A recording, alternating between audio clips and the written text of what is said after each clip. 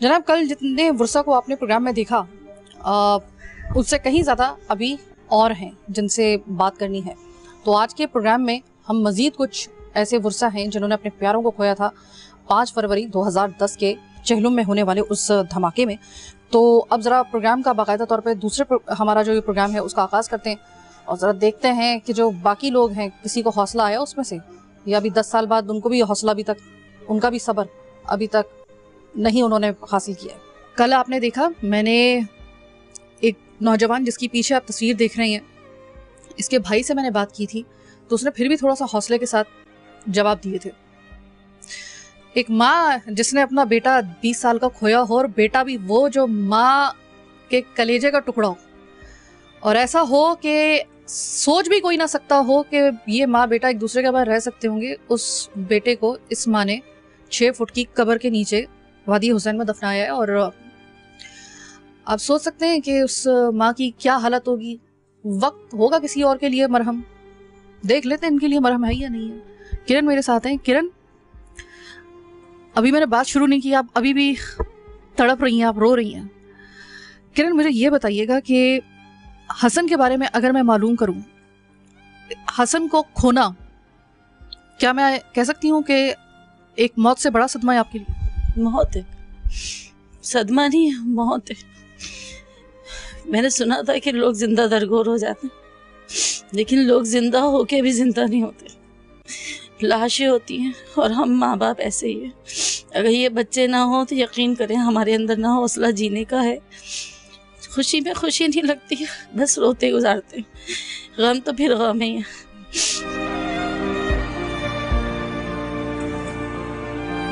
मौला हुसैन का गम सुना था, वो भी बर्दाश्त नहीं होता था। अब तो अपने ऊपर गुजर गई, यकीन करें। अब भी यही सवाल मैं मौला से करती हूँ, मौला आपका हौसला था, मेरे अंदर इतना हौसला नहीं था। बेशक शहीद है हसन, बहुत मर्तबा है। लोग कहते हैं मैं तुम शहीद की माँ हूँ, लेकिन माँ तो माँ है ना। बहुत मर्तबा है, हसन का भी बहुत मर्तबा है, मेरा भी होगा, यकीनन होगा। शहीद का एक मर्तबा है, लेकिन माँ का क्या करें। माँ के दिल को कुछ नहीं पता चलता, उसके तो बस बच्चे नजर आने चाहिए। कहाँ से लाए हसन को? आप जब हसन का ये वाक़या हुआ, आपके 2 ही जुड़वा बेटे, एक हसन एक हुसैन, हसन को जब उसके साथ ये वाक़या हुआ तो मैंने सुना है कि आपने अपने दूसरे बेटे के लिए कहा था, आप इतनी मायूस हो गई थी पाकिस्तान से, आप इतनी मायूस हो गई थी यहाँ के कानून से, कि आपने कहा कि बेटा तू बस यहाँ से चला जा, तू पाकिस्तान से चला जा, तू बस जिंदा रहेगा, मुझे यही तसल्ली होगी, तू कम से कम यहाँ से पाकिस्तान से दूर चला गया, तू जिंदा रह गया। इतनी मायूसी हो गई आपको? जी हाँ, बिल्कुल ऐसा ही है। एक चले अगर नहीं ले टारगेट किलिंग के, भाई उन्होंने हमारे मसलक की वजह से हमें नहीं मारा, एक मोबाइल ही ले लें या एक टारगेट किलिंग भी लें, कितने पैसे मिले होंगे? 2 लाख, 3 लाख, 10 लाख, 25 लाख। किसी की माँ के कलेजे से उसका कलेजा ही नोच लो, टुकड़ा नहीं, कलेजा ही नोच लो।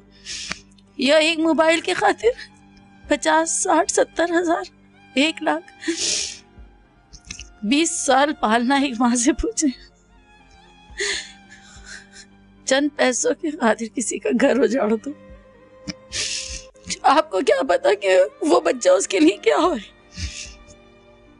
बेशक हुसैन भी है, अल्लाह ने मुझे नेमतें रहमतें और दे रखी है, लेकिन उस बच्चे की कमी, जो वो बच्चा था, वो बच्चा उस जैसा तो नहीं हो सकता ना। दूसरा हाथ में, अपने हाथ में अल्लाह 5 उंगलियां बनाता है, वो एक जैसी नहीं होती। तो कैसे हो सकता है कि एक औलाद जो है वो उस दूसरे की, हुसैन है नो डाउट, उसकी शक्ल का भी है, उसके मिजाज का भी है, सब कुछ वैसे ही, लेकिन वो हसन नहीं। लोग कहते हैं अल्लाह ने आपको दिए ही होंगे कि एक लेना था। बेशक उसकी थी, उसकी मर्जी थी, उसकी चीज़ थी, हम उससे गिला नहीं, कोई गिला उससे नहीं है। लेकिन आप बताएं ना, इस दिल को क्या समझे जो 20 साल एक साथ देखने का आदी हो गया, जो 2 बच्चे घर में घुसते हुए मुस्कुराते हुए घुसते, एक बच्चा खामोशी से घुसता है। क्या मुझे नहीं लगता कि हुसैन को चुप क्यों लग गई है? क्या मुझे पता नहीं चलता हुसैन हर वक्त जो खामोश खामोश रहता है वो क्यों है? जब मुझे इतना एहसास है, बहनों को इतना एहसास है, तो जिसके साथ रहा भाई बर्द, भाई 20 साल एक साथ रहा, 20 साल मतलब 20 साल कोई 20 दिन या 20 महीने नहीं, साल होते हैं 365 दिन के। आज हुसैन का खामोशी लगी है कि मुझे इस बात का भी दुख नहीं है, दोहरा दुख है। आपकी अपनी ही फैमिली में, जो अभी आपने देखा होगा प्रोग्राम में, हमने सबसे पहले उन्हीं से बात की थी, जो किशोर साहिबा थी, उनके 2 बच्चे जो थे, जवान बेटे, 21 और 18-19 साल का उनका दूसरा बेटा, एक साथ दोनों बेटे वो शहीद हो जाते हैं।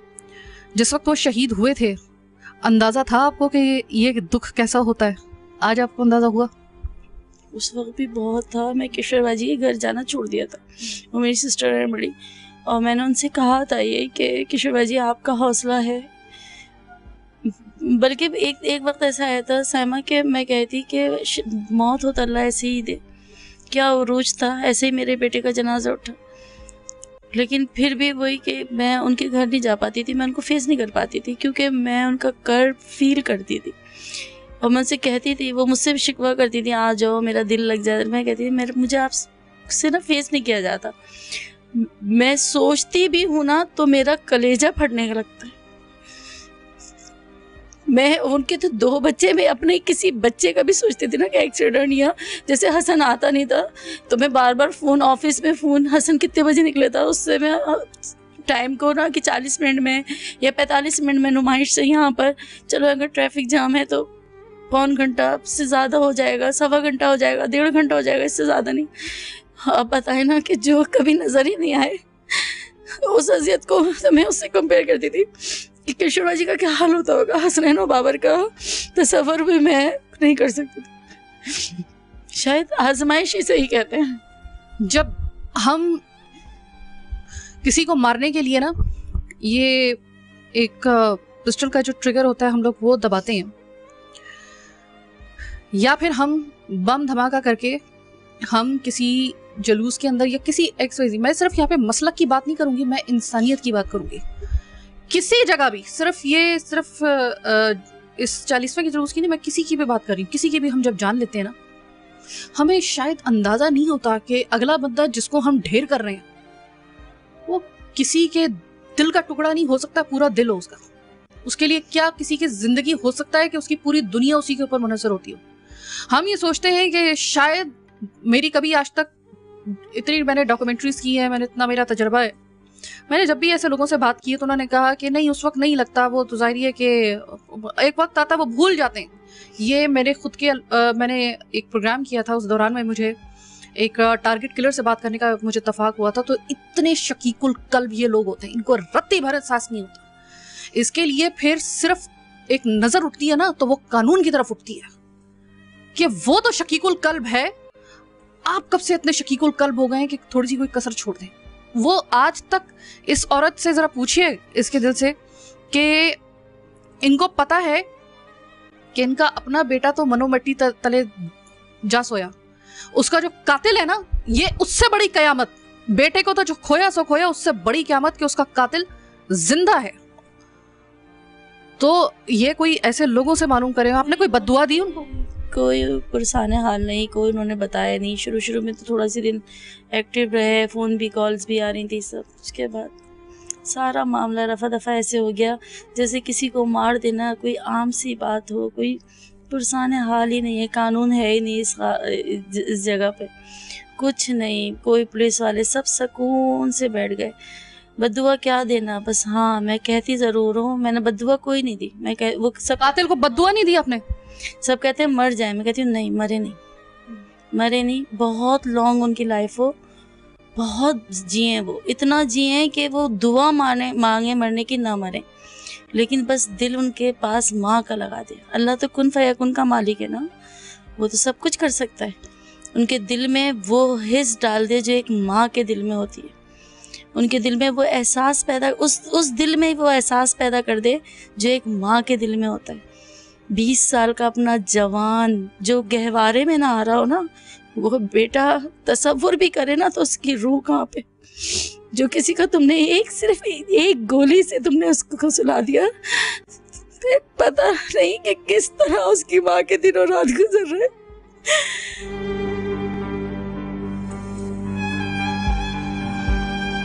आपने वो बद्दुआ दी है, मेरे ख्याल में इन्होंने क्या, ये बद्दुआ मैंने पहली दफ़ा सुनी है, और इस बद्दुआ को तो मैं कहूँगी कि इससे बड़ी कोई बद्दुआ नहीं हो सकती। उन्होंने कहा मैं कातिल के लिए सिर्फ ये दुआ करूँगी कि अल्लाह ताला उसको लंबी ज़िंदगी दे, वो मौत भी मांगे उसको मौत ना आए, उसको साहिब औलाद कर, और फिर उसका दिल कर दे एक माँ का, उसका बाप का दिल उसके कलेजे में ना, मतलब उसके सीने के अंदर जो दिल हो ना, वो उसके बाप की हैसियत से ना हो, माँ की हैसियत से उसका दिल रखना, एक माँ वाला दिल रखना, और फिर करना उसके बेटे को भी इसी तरीके से, उसके ऊपर भी कोई ऐसा वक्त आए ना, तो तब उसे एहसास होगा कि एक माँ का कलेजा इस तरह नोच के सीने से लेके जाना, और उसको उसकी आंखों के सामने उसको खून में लथपथ कर देना ऐसी औलाद को। ये कैसा कर्ब होता है। ये इस औरत ने सिर्फ अपनी एक बद्दुआ दी है, मैं कहती हूँ उससे बड़ी बद्दुआ नहीं हो सकती कोई। किसी के सामने उसकी, और देखिए सब ऐसा कहते हैं ना, उनकी ख्वाहिश होती है कि उनके हमारा जनाजा हमारा फलां बेटा उठाए, हमारा जनाजा। ऐसे कैसे माँ बाप थे ना हम सब, यहाँ के जितने भी शहीद हैं उनके बच्चे जो चले गए, वो हम सब माँ बाप, कैसे माँ बाप है ना जिनके सामने उनके जवान जवान बच्चों का जनाजा उठा, और फिर ये कि हम लोग कुछ कर भी नहीं सकते। इससे बड़ी बेबसी नहीं है, इससे बड़ी बेबसी नहीं है। वाकई बेबसी तो इससे बड़ी हो ही नहीं सकती है कि हम अपने घरों से निकलें, हम अपने कोई मजहबी, हमारे कोई ऐसे मामलात हों, उसको अदा करने के लिए भी अगर हमें ये सोचना पड़े कि पता नहीं हम बाहर निकलेंगे कोई मार देगा, हमें जान से मार देगा, हम एक कीमती मोबाइल लेके ना निकल सके कि कहीं बाहर जाएंगे, एक मोबाइल के पीछे कहीं हमारी जान ना चली जाए, मेरी किसी प्यारे की जान ना चली जाए, इससे बड़ी बेबसी और क्या हो सकती है किसी रियासत के लिए? इससे बड़ा चैलेंज क्या हो सकता है? वो आज भी कातिल खुलेआम फिर रहे हैं। 5 फरवरी 2010, आज ये 2022 है, कुछ अता पता नहीं है। किसी को कोई एक आधी फांसी लग जाती तो शायद थोड़ी सी हो जाती, तसल्ली हो जाती। वो माइंडसेट पकड़ा आपने? नहीं पकड़ा ना। मेरे में इतना हौसला था भाई, मैं इन खातून से मजीद बात नहीं कर सकती, क्योंकि ये तो शायद बात कर लें, अब मेरे में बात करने का हौसला नहीं।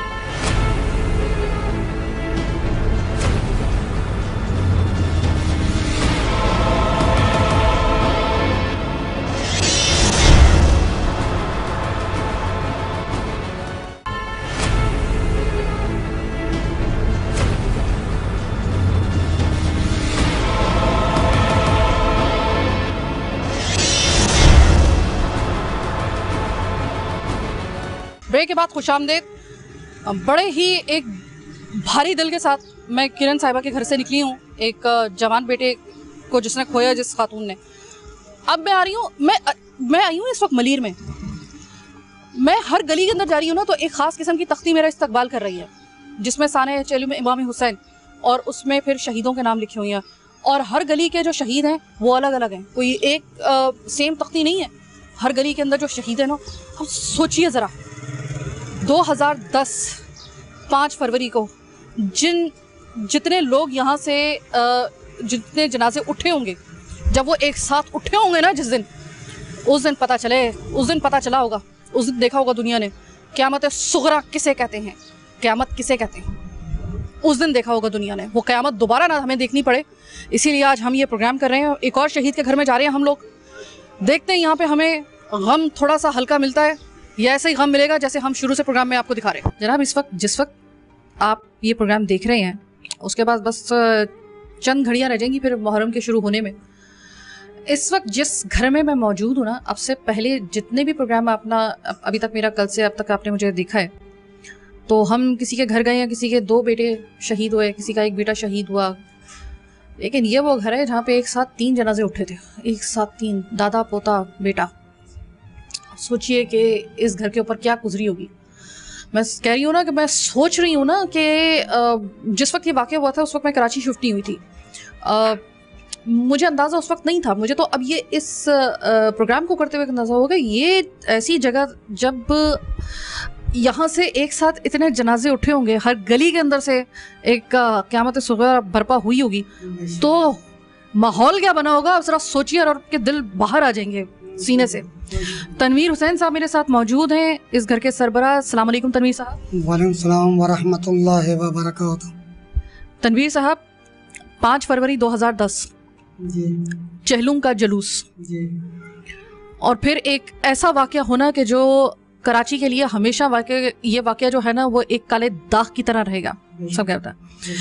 सर मुझे ये बताइएगा कि आज उस वाकये को 10 साल से ज़ायद का अरसा बीत चुका है। मैं 5 साल पहले जब आई थी तो क्या आप लोगों का जो गम ताज़ा था क्या वो भी ताज़ा है? इसमें कोई शक तो नहीं है कि वो गम हमारा ताज़ा नहीं है, लेकिन जो मुझ जैसे नाचीज़ को अल्लाह ने थोड़ा बहुत बसीरत अता फरमाई है, तो उस हवाले से मैं गुफ्तगू कर रहा हूँ कि करबला एक ऐसा वाक़या है दुनिया में जो हर गम का मदावा है, और उस हवाले से हमको हमारे जो गम है हमारा उसको सब्र में तब्दील करता है, हौसला और हिम्मत अता फरमाता है। उस पाक परवरदिगार का करम है और वक्त के इमाम का सदका है। तो सर ये वाकया जिसमें आपके घर के 3 लोग शहीद हुए जी, मैं नहीं चाहती हूँ उस वाकये का मैं दोबारा से जिक्र करूँ, क्योंकि मैं नहीं चाहती हूँ कि इस उम्र में और ऐसी हालत में आपके मैं ज़ख्मों को कुरेदूँ। लेकिन मैं ये ज़रूर पूछना चाहूँगी सर कि 3 जब जनाजे घर से निकलते हैं ना तो वो घर बुनियादें उसकी हिल जाती हैं, बेशक ऐसा ही है? बेशक। तो सर मुझे ये बताइएगा कि आज तक वो जो आपने क़यामत करीब से महसूस की, उसके जो मुजरिमान है, आपको कैसा लगता है कि जब आपको ये याद आता है कि वो मुजरिमान असल वाले तो अभी तक जो है उनका कुछ अता पता ही नहीं है, इन्वेस्टिगेशन? बेशक बेशक। तकलीफ होती है अंदर से आपको इस बात की कि निज़ाम अदल, निज़ाम कानून मतलब पाकिस्तान में किस किस्म का है कि हम आज 10 साल बाद भी इंतज़ार कर रहे हैं?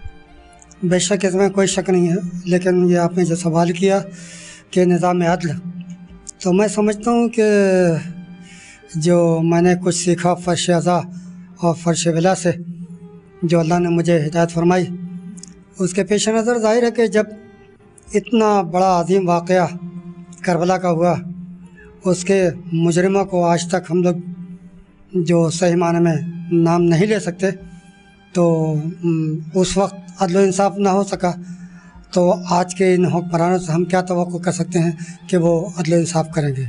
लेकिन ये ज़रूर कसक है कि ऐसा होना तो नहीं चाहिए।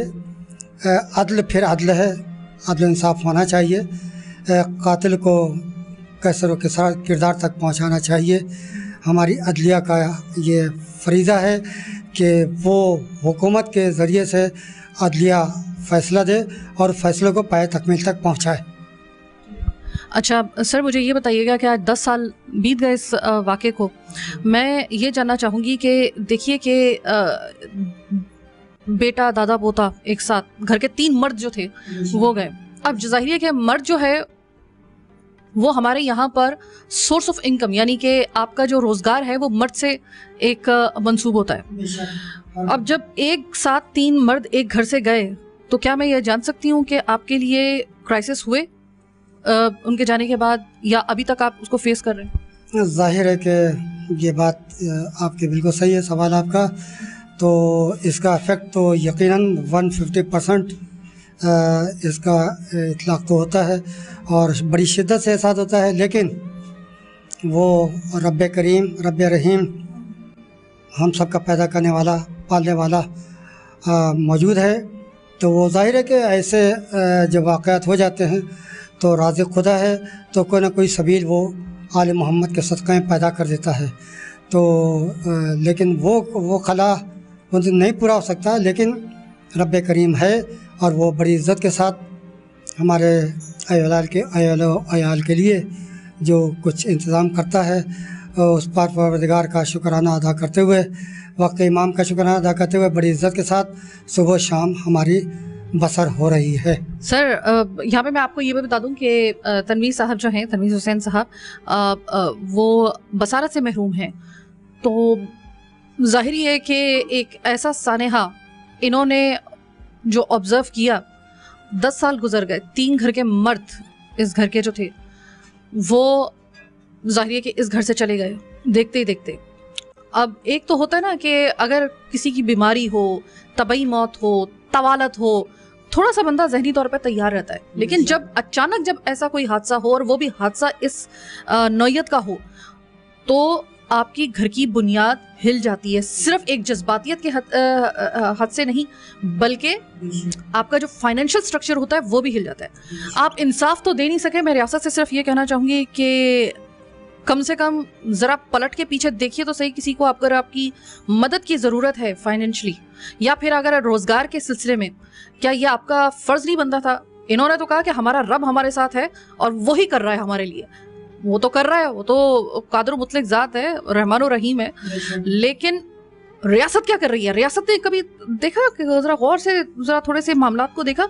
एक तो हमारी यादाश्त बड़ी कमज़ोर है, बार बार मैं यही इस वजह से कह रही हूँ कि इसके बाद चेंज के साथ वाक़यात और भी हुए हैं, ऐसी बात नहीं है। ये अब्बास टाउन का वाक़या भी इसके बाद ही हुआ है, या फिर इस तरह आपके आप लगा लें, फिर उसके बाद पूरी एक चेन थी। वो तो शुक्र है कि आप जरा थोड़ा सा सिक्योरिटी के ऊपर जो है वो ज़्यादा फोकस किया गया है, तो अभी कुछ सालों से जो है वो काफ़ी कंट्रोल है।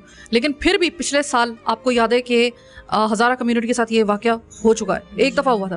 तो ऐसे में और कुछ नहीं कर सकते, कम से कम जिनको ज़रूरत है ना इस वक्त रियासत की एक सहारे की फाइनेंशली, वो ज़रूर कम से कम वो पलट के ज़रूर देखिए, ये आपका लाजिम है। सर कोई ऐसी हेल्प अगर आपको लगता है, या किसी भी मौके के ऊपर अगर आपको लगे सर कि आपको मेरे प्लेटफॉर्म की, हमारे इस चैनल की, हमारे इस प्लेटफॉर्म की ज़रूरत हो, तो मैं आपको खुले दिल के साथ कह रही हूँ कि आप किसी वक्त भी हमें कॉल कर सकते हैं, आप किसी वक्त भी हम आपकी मदद के लिए तैयार हैं। इंशाल्लाह बिल्कुल, अगर ऐसा आप महसूस करेंगे तो इंशाल्लाह ज़रूर आपको इत्तला करेंगे। ऐसा नहीं है कि हम गफलत में हैं, उस पाक परवरदिगार का शुक्राना अदा करते हुए बड़ी इज़्ज़त के साथ ज़िंदगी बसर कर रहे हैं। और जाहिर है कि सर वैसे वो जो 3 आपने अपने प्यारों को खोया, अगर मैं आपसे ये पूछूं, थोड़ा सा याद कर लेते हैं, थोड़ा सा वक्त तो गुजर गया ज़रा थोड़ा सा, तो सर वो याद है आपको? वो क़यामत का लम्हा याद आता है कभी कभी, लेटे हों, सो रहे हों? सर बहुत याद आता है। हमसे छोटे जो बिरादर अजीज़ शहीद तौक़ीर हुसैन, वो हमसे छोटे थे, वो शहीद हुए। उनका एक छोटा बेटा वो अली सलमान जो तकरीबन 10 बरस का था, वो शहीद हुआ। और इस घर के 8 अफराद हम बुरी तरीके से ज़ख्मी थे, और हम अपने शहीदों को एक मुट्ठी मिट्टी भी नहीं दे सके, उनके जनाज़ों को कांधा भी नहीं दे सके। हमारी बदनसीबी तो मैं नहीं कहूँगा, खुशकिस्मती कहूँगा कि हम जैसा कि मैंने थोड़ा सा गुफ्तगू अभी आगाज़ होने से पहले मैंने कहा था कि ये शहीद और गाज़ी ये 2 रुतबे ऐसे हैं जिनके लोग तमन्ना करते हैं। तो खुशी इस बात की है कि अल्लाह ने हम गुनहगारों को मौला इमाम ज़माने के सदक़े में शहादत का रुतबा नवाजा और गाज़ी होने का रुतबा भी नवाजा, तो बहुत एहसास होता है। और जब हम तकरीबन स्वयं होने के बाद जब हम आए हैं, तकरीबन 10वां होना था जब घर में हम लोग आए हैं, तो उस वक्त भी जो मंज़र था वो मुझ नाचिज़ से लफ्ज़ों में बयान नहीं हो सकता कि क्या मंज़र था। मेरी बहनों का, मेरे शहीद भाई के बच्चों का, बेवा का क्या हाल था, मैं लफ्ज़ों में नहीं बयान कर सकता। पाक परवरदिगार का शुक्र अदा किया, वक्त इमाम का शुक्राना अदा किया कि मालिक तेरा करम है कि तूने हम गुनहगार के मुक़द्दस रुतबे से नवाजा। मेरे इन बच्चों को परवरदिगार सब्र और हौसला हिम्मत दे करबला वालों के सदक़े में। बहुत बहुत शुक्रिया तनवीर साहब। 10 साल गुजर गए, आज भी आंसू वैसी के वैसी अगर आँख से बह रहे हैं। चलें, औरतों की तो बात छोड़ें, औरतें तो अभी तक मेरे प्रोग्राम में जाहिर है कि उनको तो आपने देख लिया था कि वो तो चलें, कहते हैं ना कि औरत का नरम दिल होता है। मर्द की आंख से भी अगर 10 साल के बाद आंसू बह रहे हैं तो एक बात याद रखिएगा कि सब्र नहीं आया, ये इन मामलात में सब्र नहीं आ सकता। छोटी सी एक ब्रेक का वक्त हुआ, ब्रेक के बाद वापस आएंगे।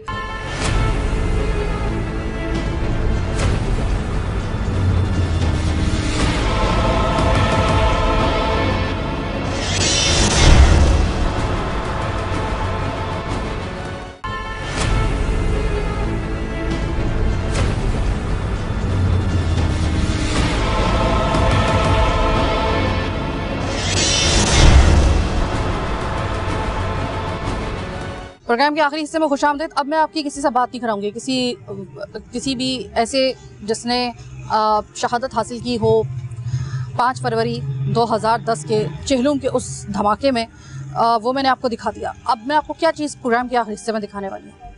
ये आपको नज़र आ रही होंगी, हर गली के अंदर एक तख्ती आपको, जैसे ही आप किसी गली के अंदर मूव करेंगे ना, आपको कोई ना कोई इस तरह की तख्ती नज़र आएगी, ऐसी तख्ती नज़र आएगी, ऐसी तख्ती नज़र आएगी। सारी जगह पे ये तख्तियाँ हर गली के अंदर मौजूद है। कोई ऐसी गली नहीं है जिसमें ये तख्ती मौजूद ना हो। ये तख्ती उस गली में शहीद होने वाले लोगों की है, उनके नाम की। एक गली यहाँ पर ऐसी नहीं है कि जिसके अंदर, ये मलीर के मैं इस हिस्से में मौजूद हूँ जहाँ पर सबसे ज़्यादा जनाजे उठे थे। कोई गली में ऐसा मैंने अभी तक पर ढूंढने से भी मुझे नहीं मिली है कि कोई ऐसी खाली गली हो, यानी कि हर गली से उस दिन एक जनाजा उठा था। तो प्रोग्राम के आगाज़ में जिस माँ ने अपने 2 बेटों को खोया था, वो प्रोग्राम के आखिर में भी मेरे साथ मौजूद होंगी, लेकिन इस दफ़ा वो सिर्फ हमें ये बताएंगी किस गली से कितने शहीद उस दिन उठे थे। तो किशोर बाजी, मुझे ये बताइएगा, ढूंढे से मुझे कोई गली ऐसी नहीं मिल रही है कि जिसके आगाज़ पे ये वाली तख्ती ना लगी हो, जिसमें उस गली से जाने वाले उस शहीद का नाम ना लिखा हो। कोई गली ऐसी नहीं है। ये क्या क़यामत का मंजर होगा, ये कोई सोच भी नहीं सकता है। या आप लोगों ने खुद, आपने वो उस दिन मंजर देखा था। तो मुझे आप ये बताइएगा कि इस गली से जिसमें हम खड़े हुए हैं, इस गली से अगर मैं पूछूं, ये जिसमें हम खड़े हुए हैं अभी, इस गली ने उस दिन कितने शहीदों को कंधा दिया था? वैसे तो इस महल्ले से जो है वो 13 शहीद हुए थे उस वक्त, और 1 जाफर तैयार के थे, जो मिलाकर 14 शहीद हुए थे। हाँ। और मेरी अगली गली में जो है 6 शहीद हुए थे। फिर इस गली में मेरे देवर का बेटा काजिम, जो कि 5 बहनों का एक ही भाई था, जिनका हमने प्रोग्राम में दिखाया भी। हाँ, वो शहीद हुआ है इस गली में। मतलब हर गली में एक न एक शहीद है।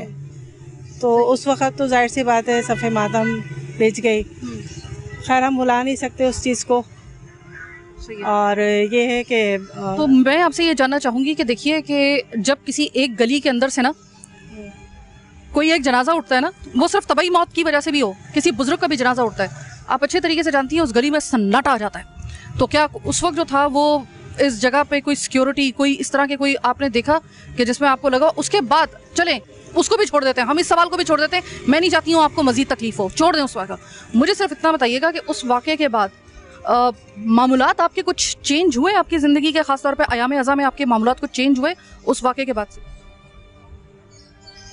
मकसद ये कि सिक्योरिटी तो नहीं होती है, थोड़ी बहुत होती है, बस अल्लाह भरोसे, अल्लाह भरोसे, बस अल्लाह भरोसे पर हो रहा होता है का सारा काम। बाकी ये कि हम उस पर गवर्नमेंट पर डिपेंड नहीं कर सकते कि गवर्नमेंट कुछ करेगी। हमें उन पर कुछ भी भरोसा नहीं, ज़रा भी भरोसा नहीं है, और आज तक भरोसा नहीं है। 12 साल हो गए इस शहादत को, लेकिन हमें भरोसा नहीं है। हुकूमत पे तो बिल्कुल भी नहीं है। अपनी मदद आपके तौर पे जो कुछ करते हैं वो अपनी मदद आप पर करते हैं। नहीं, फिर भी ऐसा होता है ना कि एक ऐसा वाक़या हुआ हो जिसने आपकी पूरी ज़िंदगी आपकी पलटा के रख दी हो, उसके बाद एक ख्याल जाहिर किया जा रहा होता है कि भाई हो सकता है कि अब जो है इनको ये जो है वो अपनी उस डगर से हट जाएं, या फिर उनके मामूलात चेंज हो जाएं, या फिर वो थोड़ा सा जो है रिजर्व हो जाएं। मुझे तो यहाँ पे कोई शख्स यहाँ पे जो है वो ऐसा नज़र नहीं आ रहा है कि जिसने जो है वो इस चीज़ के बाद जो है वो मुहर्रम जो है उसको स्किप कर दिया हो, या ऐसा मैंने तो देखा ही नहीं है। कोई इतने लोगों से मेरी बात हुई कि आपने उसको दिया, इसके वाक़े के बाद से कुछ चेंजिंग्स आई, कोई भी नहीं मान रहा। आज़ादारी के हवाले से तो हम पीछे नहीं हटेंगे, आज़ादारी के हवाले से हम पीछे नहीं हटेंगे। जो काम जैसे हो रहा है वो होगा, बल्कि और बढ़कर होगा। अगर सिक्योरिटी के मामलात को लेकर देखिए, हम रियासत की जब बात कर रहे हैं तो फ़र्ज़ करें कि अगर कोई ऐसी, अल्लाह ना करे, जैसे कि उस दिन एक वो थ्रेट थी, अभी अगर कोई फ़र्ज़ करें कि ऐसी थ्रेट आती है, मेरे मुंह में खाक, फ़र्ज़ करें कि अगर ये उज़र आता है कि थ्रेट है, तो अगर कहा जाता है कि भाई थोड़ा सा महदूद हो जाए, तो महदूद होने का यहाँ पे कोई जो है वो इस चीज़ का ख्याल रखा जाएगा या नहीं? नहीं रखते हैं। खैर जो भी है, अपने तौर पे तो बहुत करते हैं, लेकिन हम अपने तौर पे भी बहुत कुछ इंतज़ाम कर लेते हैं। जी। तो इस साल 2010 से पहले भी जिस तरीके से आप मुहर्रम मनाते थे, तो क्या इस साल भी आप इसी तरीके से मनाएंगे? इंशाअल्लाह। सैयद अकबर अली ज़ैदी हमारे साथ मौजूद हैं। ज़ैदी साहब, ये आपसे, सैयद अब्बास साहब, मुझे ये बताइएगा कि अगर हम पूरे इस इलाके की, अगर हम आबादी को कुल देखें, कुल तकरीबन रफली आइडिया भी अगर आप बताएं, तकरीबन लगभग कितने घर होंगे? तकरीबन 110 घर है हमारे। 110 घर, 110 घर यहाँ पर हैं। और 5 फरवरी 2010 को चेहलुम में होने वाले उस अंधोनाग ब्लास्ट में जो शहीदों की तादाद थी, 110 घरों में से 14 तकरीबन जो थे वो जना 14 लोग शहीद हुए थे, बिल्कुल, जिसमें बच्चे, बूढ़े, बड़े, हर उम्र के लोग थे। और जो यहाँ से बस गई थी उस सारे उसी एक ही बस में थे। और जो नर्सरी पुल पे ब्लास्ट हुआ था वो 14 उसमें शहीद हुए थे और कम से तकरीबन 100 लोग ज़ख्मी थे, जिन पे अल्लाह ने रहम किया, बच गए। 14 एक्सपायर हो गए। अच्छा भाई साहब, मुझे बड़ी इस वक्त जो है ना वो इस बात के ऊपर बड़ा एक हैरानगी हो रही है कि 10 साल गुजर गए, लेकिन अभी तक जो है वो लोगों से मैं बात कर रही हूँ तो ऐसा लग रहा है कि जैसे ही बस ये कल का वाक़या हुआ था, किसी की आंख में आंसू खुश्की नहीं हुआ है अभी तक। तो क्या ये मैं सिर्फ आई हूँ तो क्या शायद एक बात कर रही हूँ तो उस वक्त मुझे ये सिर्फ जज्बात देखने को मिल रहे हैं? आप तो यहाँ पे रहते हैं, क्या ये ओवरऑल इन लोगों की यही हालत है? बिल्कुल ऐसी है। देखें ना, किसी के 2 बेटे थे, उसके दोनों ही बेटे चले गए, क्या बचा उसकी ज़िंदगी में? एक साहब ऐसे, उनका तो एक छोटा बच्चा, एक ही बेटा था, 5-6 बेटियों के साथ आबिद अली, उनका वो बेटा चला गया। एक घर से दादा, बेटा, पोता 3 चले गए। तो कैसे इनको सब्र आएगा? ये तो ज़ख्म कभी 10 साल बाद भी सब्र नहीं आएगा। हम तो महल्ले वाले आज भी हमारे देखें रोंगटे खड़े हो जाते हैं, ये भी वाक़या सुनते हैं तो ये तो फिर घर वालों को तो सब्र बहुत मुश्किल। सर, ये सवाल मैं इनसे इस वजह से नहीं कर पाई थी कि मेरे में हिम्मत नहीं थी कि मैं इनका जख्म जो है वो मैं कुरेद पाऊँ। मैं आपसे मालूम करूँगी, एक साथ जब 14 जनाजे एक साथ यहाँ से उठे थे इस इलाके से, हालत क्या थी यहाँ पे? कोहराम मचा हुआ था, कोहराम जिसे कहते हैं, कोहराम मचा हुआ था। दिन भी ऐसा था चेलुम का। बस ये तो ये कहने कि जो थोड़ा बहुत सब्र आ गया वो इमाम हुसैन के चेलुम की वजह से आ गया कि मौला के गम को याद करके लोगों ने अपना गम उसमें डाल दिया, वरना कोई सब्र आने वाली बात है नहीं। यानी कि कोहराम मच गया था यहाँ पे, मच गया था पूरा, बल्कि पूरा कराची यहाँ पे आ गया था। हर अंजुमन आ गई थी, मातमदारी करी थी, एक शोक का समा था, अंधेरा वीरानी, मतलब। और ये कई दिन तक रहा था, ऐसे नहीं कि उसी दिन ख़त्म हो गया। दूसरे दिन तो इन लोग की नमाज जनाजा हुई थी, उसमें भी हज़ारों की तादाद में लोग आए थे। बहरहाल कोहराम जो था ना वो बहुत बुरा था। अब्बास साहब, प्रोग्राम के आखिर में मैं वो सवाल करना चाहती हूँ जिसकी वजह से मैं एक्चुअली यहाँ पे आई हूँ। सर, अभी एक और मुहर्रम, अल्लाह ताला हमें एक ऐसा मुहर्रम दे रहा है जिसको पूरे अकीदत और एहतराम से मनाना है। अब उस वाक़े के बाद से ये पहला मौका है कि 2 साल हमने कोरोना में गुजारने के बाद, आपको पता है कि कुछ रिस्ट्रिक्शंस वगैरह थी, उसमें महदूद तादाद आती थी। कुछ जगहों पे तो खैर इन आयाम में भी मैंने देखा था कि कोरोना में भी जो था वो इतना रश होता था। अभी अब मुझे ये बताइए, इस साल एक्सपेक्ट किया जा रहा है बहुत ज़्यादा रश, और सिक्योरिटी के खदशात ज़ाहिर है कि जितना ज़्यादा रश होगा उतने ज़्यादा बढ़ जाएंगे। क्या आप अब्बास साहब कोई मुतालबा करना चाहेंगे सिक्योरिटी को लेकर, ताकि दोबारा 2010 का 5 फरवरी का ऐसा वाक़या दोबारा इसका रिपीट टेलीकास्ट ना हो? कुछ कहना चाहेंगे? सिक्योरिटी कितनी आपको दरकार है इस इलाके में, और वैसे भी इस अगर पूरी तमाम आप चीज़ों को देख रहे हैं, कितनी आपको सिक्योरिटी यहाँ पे दरकार है? सिक्योरिटी तो हमें ठीक ठाक दरकार होती है, क्योंकि हमारे इसी सौदाबाद थाने की हदूद में कई जुलूस हैं परमिट वाले, जिसमें खेमा अब्बास से 8 मुहर्रम में जुलूस निकलता है, हसन सादिक आते हैं, बहुत क्राउड होता है, ठीक ठाक क्राउड होता है। तो सिक्योरिटी तो हमें बहुत चाहिए। लेकिन एक हमारी अच्छी बात है कि हमारा थाना सौदाबाद, इसमें जो भी DSP SP लगते हैं, बहुत सिक्योरिटी, न सिर्फ मुहर्रम में बल्कि रमज़ान में भी उन्होंने हमें फुल सिक्योरिटी दी थी। अभी मौला अली की शहादत पे, बीबी की शहादत पे, तो इंतज़ाम तो करते हैं, लेकिन फिर भी चाहिए होती है, सिक्योरिटी तो चाहिए होगी। मैं बहुत शुक्रगुजार हूँ अब्बास साहब, आपने अपना वक्त, कीमती वक्त दिया। प्रोग्राम का इख्तिताम हुआ, लेकिन इनके गम का इख्तिताम नहीं हुआ, और इनका गम ऐसा है कि उसका इख्तिताम कभी हो ही नहीं सकता।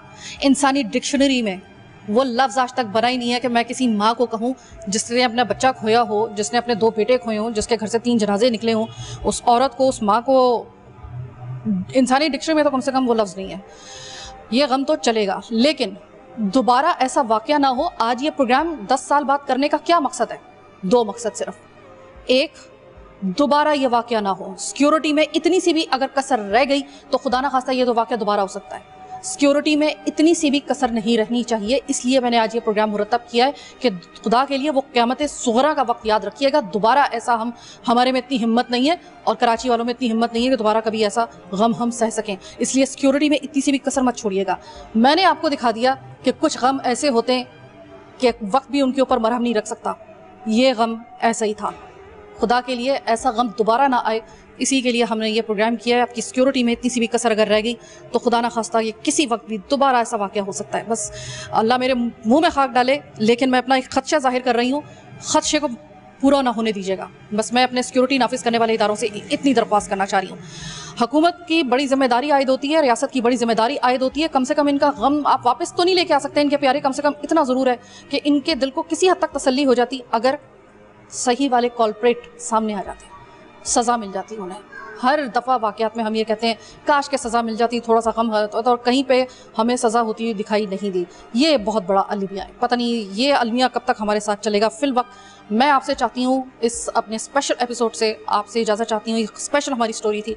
उम्मीद है कि ये मुहर्रमुल हराम 2.25 महीने जो हैं ये बड़े खैर आफियत से इंशाअल्लाह ताला गुजरेंगे। इस दुआ के साथ मैं आपसे चाहती हूँ अपनी टीम के साथ इजाज़त। अल्लाह निगहबान।